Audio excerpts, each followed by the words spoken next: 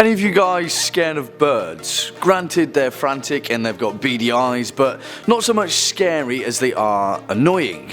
Well, how about a bird the size of a skyscraper that's also a prehistoric atomic monster bird capable of achieving supersonic flight and leveling cities with a flap of its wings? Scared now? Well, don't worry, because all it wants to do is settle down on its own private island and be at peace. Maybe. Hopefully. Fingers crossed.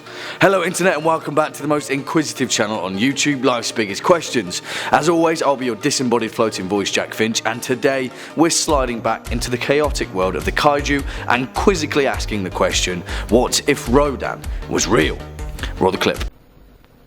It's Rodan. The attack started at 11 o'clock, and now he is destroying everything in the city. Russian leaders have called out their defense. Now here at LBQ, you know for a fact that we love a hypothetical kaiju monster battle showdown, most of which often end in the leveling of a few cities, underwater cataclysmic events, hellfire, or a destructive combination of the three.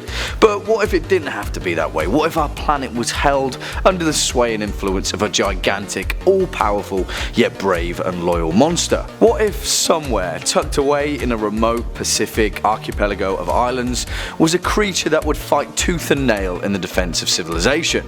Alright, perhaps not because it wanted to, but, well, when you're a big prehistoric atomic monster bird, there's not much else to do really. Before we soar into those Rodan wrought skies though folks, you know the drill by now. If you're a fan of this video, the kaiju, Godzilla, Mothra, King Ghidorah, Rodan, or any of their equally terrifying best friends, then please be a dear and make sure you hit that thumbs up button as well as that subscribe bell so you can stay up to date with our latest and greatest uploads. Also, we'd just like to extend our absolutely mammoth thanks to all of our subscribers, old and new. We couldn't have hit a milli without you all, so cheers for sticking around. Double also, make sure to hang around all the way to the end of this video where we'll be reading out some of your more humorous comments from the past few days. Alright, let's lay down the groundwork. Also known as Monster 02, Fire Rodan, the atomic monster bird, and the one born of fire. In Japanese, this guy's name is actually Radon, being a contraction of Pteranodon and being a linguistic nod to the radioactive origins of the kaiju. In North America though, it's Rodan because, why not? Measured in between a staggering 50 to 100 meters and weighing in at between 15,000 and 30,000 metric tons, it's safe to say that Rodan is a pretty thick boy. But it's not really his stature that we're concerned about, because as this kaiju has demonstrated time and time again, he's pretty well seasoned with the old knocking buildings over and smashing fighter jets out of the sky with a slap of the wing. Rodan's most noticeable trait is his legendary flying speed, which allows him to effortlessly outmaneuver and outrun supersonic jets.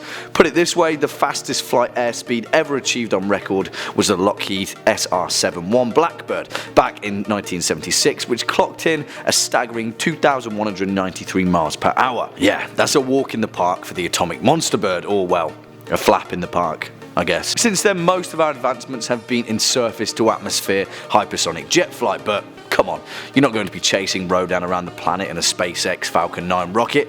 You need something that could at least do a stylish barrel roll. But that's by the by really, because what would be the point in trying to take Rodan down?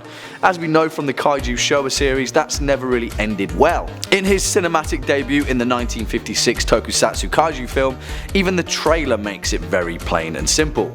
Supersonic jets cannot catch him, rockets cannot stop him, armoured tanks are helpless before him, even guided missiles are powerless.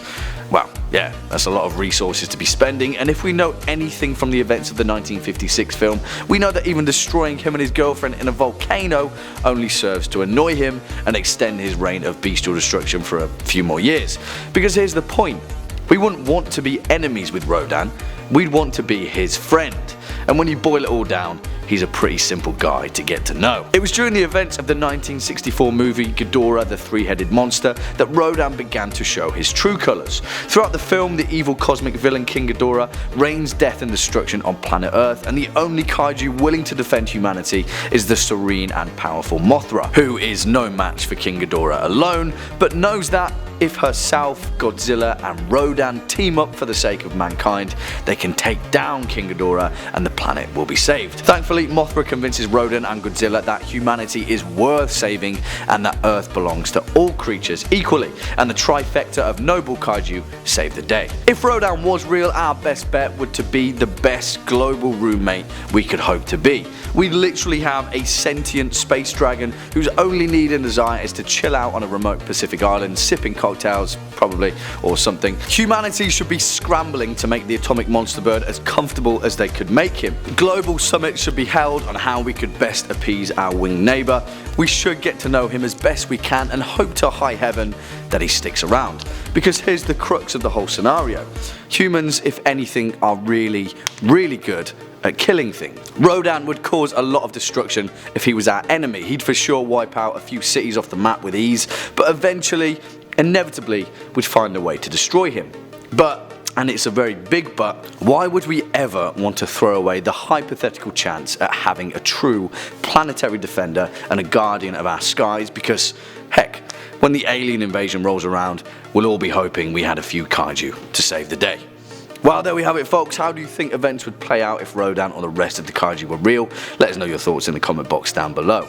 Before we depart, let's take a look at some of your more creative comments from the past few days. First off, Lord Peter says, what if Jack Finch didn't exist? And, well, Lord Peter, I'd love to answer that question fully, but your profile picture is Timo, and that tells me that you're a whole different kind of evil.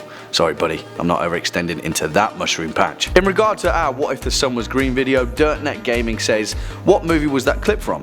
Well friend, that clip was from Danny Boyle's awesome 2007 film Sunshine.